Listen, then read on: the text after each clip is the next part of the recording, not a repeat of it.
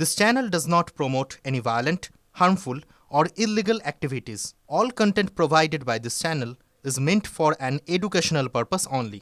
রাহুল সিনহার হিম্মত থাকে তো করে দেখাক। ও যদি এক বাপের বেটা হয় করে দেখাক।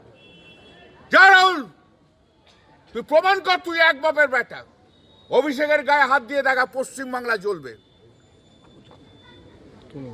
বাড়ি থেকে বেরোতে পারবে না রাহুল সিনহা। 18 বার হেরেছে, সেও আর বলে দেবে। যে যেখানে আছে, forget about your status, forget what is going on not, লড়ে যেতে হবে এই মাঠে আগে, তারপর অন্য কথা।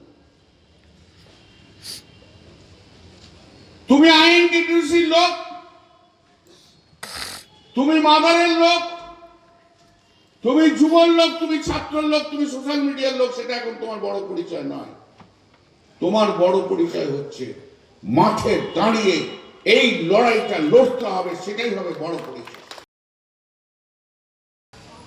ইন্দিরা গান্ধী এমার্জেন্সি ডিক্লেয়ার করেছিল, আর নরেন্দ্র মোদী আনডিক্লেয়ার্ড এমার্জেন্সিতে সমস্ত কিছু হচ্ছে।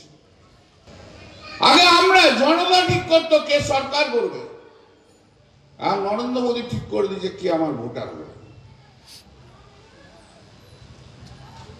যাতে আমাকে বলতে হয়। এটা কি গণতন্ত্র? অমিত শাহ এসছে দুদিন বদ্ধ করে সবাইকে শিখিয়ে দিয়ে গেছে। উনি গুজরাটে যে ধরনের গুন্ডামি করতেন, সেই রকম গুন্ডামি করে যাতে পশ্চিমবাংলা নেওয়া যায় সেই কথা শিখিয়ে দিয়ে গেছে। আর ও যত আসবে বিজেপি সিট তত কমবে, গুন্ডা